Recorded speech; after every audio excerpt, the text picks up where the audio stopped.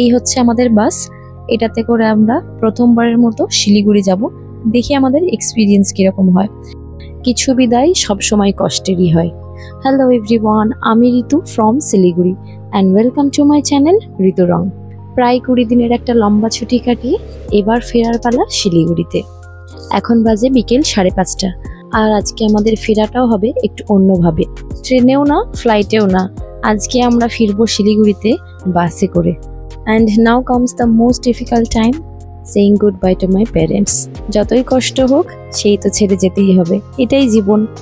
আমি চলে যাব আর দেখা হবে না, সেই জন্য বোন আজকে অফিসে ছুটি নিয়ে সকালবেলা চলে এসেছে। আর শেষ দিনটা যে সবাই একসাথে কাটাতে পেরেছি, এটাই আমার কাছে অনেক। বাচ্চাগুলো বিশেষ করে ভীষণ খুশি নিশা মিমিকে পেয়ে। সারা দিন হই হুল্লোড় করে নিয়েছে, যত আনন্দ করার করে নিয়েছে, আর বাচ্চাগুলো তো ঝগড়াঝাটিও করেছে রীতিমতো। আর শেষ মুহূর্তে এসে সেই জন্য মনটা আরও খারাপ হয়ে গেছে।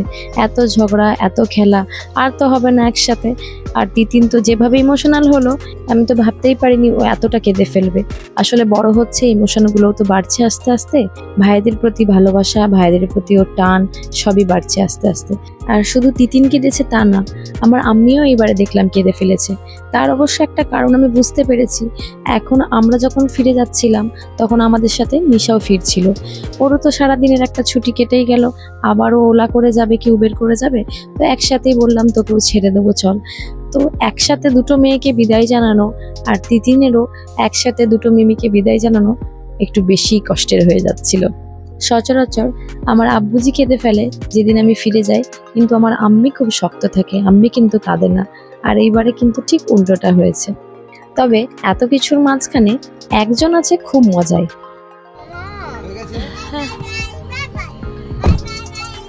দেখ ভাইকে দেখ, রোহানের মাথায় এখন একটাই জিনিস ঘুরছে, একটা বড় বাসে করে যাব, আর সেই বাসে একটা বেড আছে। সেই এক্সপিরিয়েন্স নেওয়ার জন্য ও এখন সবাইকে আনন্দে বাই বাই করে দিল। আর এদিকে রিকো, তিতিনের কান্না দেখে, সবার কান্না দেখে ও বেচারা এত ইমোশনাল হয়ে গেছে। ও তো এমনি একটু ইমোশনাল, এবার ও কাঁদতে শুরু করেছে।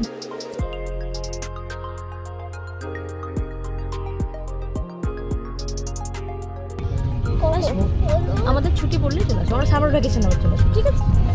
হ্যাঁ ঠিক আছে। হ্যাঁ, একটা সময় ছিল যখন আমি কাঁদতাম আর আমার বর আমার চোখের জল মুছতে মুছতে আমাকে নিয়ে যেত। আর এখন হয়ে গেছে উল্টো, আমার আর কোনো কাঁদার সুযোগ নেই।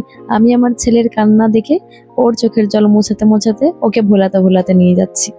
এসে গেছি আমরা ধর্মতলা বাস স্ট্যান্ডে। এখান থেকেই বাস ছাড়বে। আমাদের বাস আছে সন্ধ্যে 7:30টায়। আমরা একটু আগেই চলে এসেছি টাইম নিয়ে, যেহেতু ফার্স্ট টাইম আসছি, বুঝতে পারছিলাম না কিরকম কি জ্যাম হবে না হবে। আর নিশাও আমাদের সাথে এসেছে। আমাদেরকে ছেড়ে দেওয়ার পর রাজা নিশাকেও ড্রপ করে দেবে ওর শ্বশুর বাড়িতে। চলো চলো।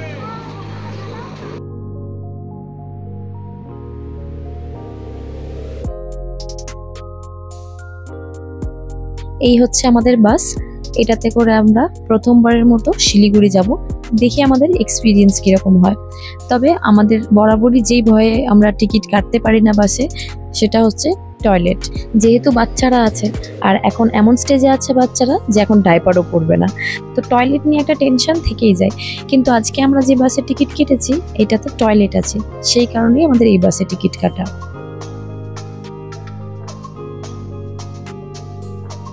নিউ মার্কেটে এসে একদিন অনেক শপিং করে ফেলেছি। তার মধ্যে কাচের জিনিস বা সেরামিকের জিনিস অনেক কটা আছে। তো সেগুলো ওরা এখানে নেবে না বললো। তো আমারও অসুবিধা নেই, আমাদের তো দুটো বাচ্চা আছে, তো পায়ের কাছে অনেকটাই জায়গা থেকে যাবে। তো ওই ব্যাগটা আমরা বেডেই নিয়ে নেব, বাকি লাগেজগুলো ওরা ঢুকিয়ে দিচ্ছে। বাচ্চাদের সাথে সাথে আমিও খুব এক্সাইটেড, কীরকম হবে বাস জার্নিটা বা ভেতরটা কীরকম ঠিক দেখতে, সেটা নিয়ে আমার বেশ ভেতরে একটা এক্সাইটমেন্ট কাজ করছে। বছরখানেক আগে আমার বর একবার বাসে ট্রাভেল করেছিল, ট্রেনের টিকিট কনফার্ম হয়নি তাই জন্য।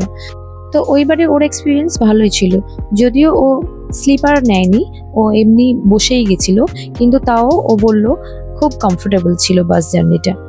আর এইবারে আমাদের এরকম একটা ডিসিশন নেওয়ার কারণ হচ্ছে, কোনো ট্রেনের টিকিট পাওয়া যাচ্ছে না, আর ফ্লাইটের টিকিটের দাম অতিরিক্ত বেশি। একটু খোঁজ খবর নিয়ে আমরা ডিসিশনটা নিলাম। তো সবাই বলছে খুব কমফোর্টেবল, অসুবিধা কিছু হয় না, আর ওরা যে স্টপেজগুলো দেয় সেগুলো বেশ ভালো ভালো জায়গাতেই দাঁড় করায়। এবার নিশা মিমিকে টাটা বাই বাই করার পালা। তবে তার আগে আমি একটু টয়লেটটা চেক করে নিই, ব্যাপারটা কীরকম একটু দেখে নিই, ইউজ করা আদৌ যাবে কি না। বাসের একদম পেছনে টয়লেটটা, দেখে যেটা বুঝলাম ওই ফ্লাইটের কনসেপ্টেই ব্যাপারটা বানিয়েছে। যেই ভয়টা ছিল ব্যাড স্মেল, তো সেই ভয়টাও কেটে গেল। এখন আমরা ট্রেনে যে টয়লেট পাই তার থেকে তো 1000 গুণ বেশি ভালো। ছোট জায়গার মধ্যে পরিষ্কার পরিচ্ছন্ন, কোনো বাজে গন্ধ নেই, দ্যাটস ইট, আর কি চাই।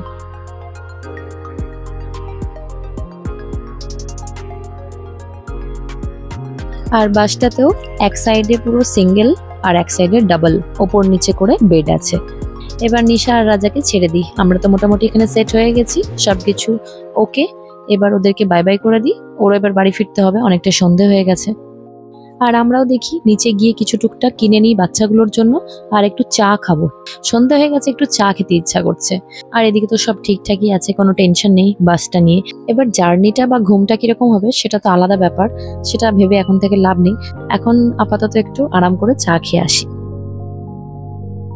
সব দুঃখ ভুলে গেছে, এখন নতুন এক্সপিরিয়েন্সের মাঝখানে ওরা একদম আনন্দে আত্মহারা, এত মজা পেয়েছে এই বেডে উঠে ওরা। আর রিকুর তো কবে থেকে ইচ্ছা ছিল একটা ক্যারাভেনের, ও বেশ ওরকম একটা ফিল পাচ্ছে, ক্যারাভেন টাইপের। ওকে বললাম এটাই ক্যারাভেন, এরকমই আমরা একটা কিনবো, দিয়ে ওর মধ্যেই থাকবো আর সারা বছর ঘুরে বেড়াবো। আর আইডিয়াটা রিকুর দারুণ পছন্দ হয়েছে। আমাদের সিটগুলো একটু দেখিয়ে দিই। পাশে আছে মা সিঙ্গেল, আমরা এদিকে ডাবল দুটো, সবাই আমরা ওপর তলায় আছি। আর একটা ডাবল বেড আছে ঠিক আমাদের আগেরটা, ওই যে বর বসে আছে।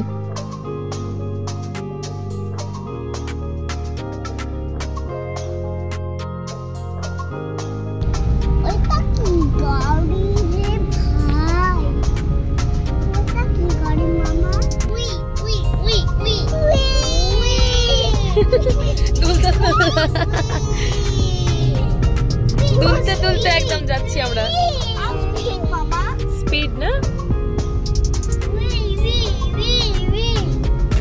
সন্ধ্যাবেলায় আমি আর বর যখন হাঁটতে বেরোই, এই বাসগুলো দেখি, শিলিগুড়ি থেকে কলকাতা যায় এই বাসগুলো আমাদের মেন রোডের ওপর দিয়ে, তো আমরা প্রায় দেখতে পাই। দেখি তাকিয়ে তাকিয়ে, ইস কি কষ্ট এরকম ভাবে বাসে শুয়ে যাওয়া, এরকম ভাবতাম।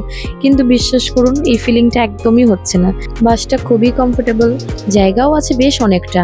এই যে আমার ডাবল যে বেডটা, এটাতে আমরা মোটামুটি 3 মা ছেলে শুয়ে পড়তে পারবো। ওরা তো সারা রাত আমার গায়ের উপরেই শুয়ে থাকে। আর বেশ মজার লাগছে যে একদম উপর থেকে সবকিছু দেখতে দেখতে যাচ্ছি, আর এত বড় একটা উইন্ডো, সবকিছু দেখা যাচ্ছে, দারুণ লাগছে। আর আমার টুনটুনির খিদে পেয়ে গেছে, তাই নানির দেওয়া কিছু মিষ্টি এখন বসে বসে খাচ্ছে। বাসের টিকিট যখন কাটা হয়েছিল তখন খাবার ওর মধ্যে ইনক্লুডেড ছিল, তো ভাবছিলাম কি খাবার দেবে, বা কোনো স্ন্যাক্স দেবে কিনা, বা কোথায় দাঁড় করাবে রাতে খাওয়ার জন্য, এটা এখনো পর্যন্ত বুঝতে পারছি না। বাস তো টাইমেই ছেড়েছে, কিন্তু কলকাতার জ্যাম আটকে আটকে এখনো মানিকতলাতেই দাঁড়িয়ে আছি। জ্যাম কাটিয়ে কলকাতা থেকে বেরোতে বেরোতেই আমাদের প্রায় লেগে গেছে 2.5 ঘন্টা। বাচ্চাগুলোকে একটু টাইম পাসের জন্য দিলাম ট্যাব, আর এই বেড থেকে ওই বেডে বরকে ফোন করলাম আর বললাম একটু খোঁজ নাও খাবারটা কখন দেবে, বাচ্চাগুলোকে খাওয়াতে হবে তো। এখন 10টা 20, এখন ডিনার দিচ্ছে। ওই মোটামুটি কলকাতার জ্যামটা পার করার পরেই আমাদেরকে দেখলাম ডিনারটা দিচ্ছে। তো ডিনারে ছিল ফ্রাইড রাইস, চিলি পনির, শসা আর একটুখানি মিষ্টি, আর ছিল কিছু ওয়েট ওয়াইপস, টিস্যু পেপার আর জুস। দুটো বাচ্চার আরও দুটো খাবার দিয়ে গেছে, এত তো লাগবে না আমি জানি, একটাই দিতে বললাম, কিন্তু সমস্যা এখানেই হয়েছে। খাবারের কোয়ালিটি একদমই ভালো ছিল না, একটা ব্যাড স্মেল ছাড়ছিল, তেলের সম্ভবত। তো খাবারটা মোটামুটি নিজে প্যাক করে নিলে সবকিছু ঠিকঠাক আছে, এই খাবারটা অ্যাভয়েড করাই ভালো। অল্প একটু ফ্রাইড রাইসই খেয়েছি আমি আর বাচ্চারা, একেবারে যে রাতে ঘুমিয়েছি। এখন উঠলাম সকালবেলা, বাগডোগরা এসে গেছে বলে ডাকলো, তো ঘুমটা ভাঙলো। তার আগে একবার ঘুম ভেঙেছিল 5:30টার দিকে, তখন ওরা একটা হল্ট দিয়েছিল, বাস দাঁড়িয়েছিল, কেউ যদি নামতে চায় তাই একটু চেঁচিয়ে বলে দিল। তবে আর একটা জিনিস আমরা যেটা ভেবেছিলাম হয়তো অনেক জায়গায় দাঁড়াবে, বাস কিন্তু নন স্টপ একদম এসেছে, কোনো জায়গায় দাঁড়ায়নি। ওই ভোর 5:30টায় একবারই দাঁড়িয়েছিল। আর আমরা আগেই কথা বলে নিয়েছিলাম আমাদের স্টপেজে আমাদের নামিয়ে দেওয়ার জন্য। তো এখন বাজে 7:45, আমরা নেমে গেছি বাস থেকে, আমাদের লাগেজও নামানো হচ্ছে। সুন্দর এক্সপিরিয়েন্স ছিল, ঘুম খুব ভালো হয়েছে, বাচ্চা নিয়ে কোনো টেনশন। খুব স্মুথলি 12 ঘন্টার একটা জার্নি আমরা কমপ্লিট করে শিলিগুড়ি পৌঁছে গেলাম, আর যাতায়াতের একটা নতুন মাধ্যমও খুঁজে পেলাম। চলুন আজকের ব্লগটা তাহলে এখানেই শেষ করি। বাড়ি গিয়ে তো বুঝতেই পাচ্ছেন এখন অনেক কাজ থাকবে। কেমন লাগলো আজকের ভিডিওটা অবশ্যই কমেন্ট করে জানাবেন। আর আমাদের চ্যানেলের আরও ভিডিও দেখার জন্য অবশ্যই আমাদের চ্যানেলটিকে সাবস্ক্রাইব করে নেবেন। খুব তাড়াতাড়ি দেখা হবে নতুন আরও অনেক ভিডিওতে। সবাই ভালো থাকবেন।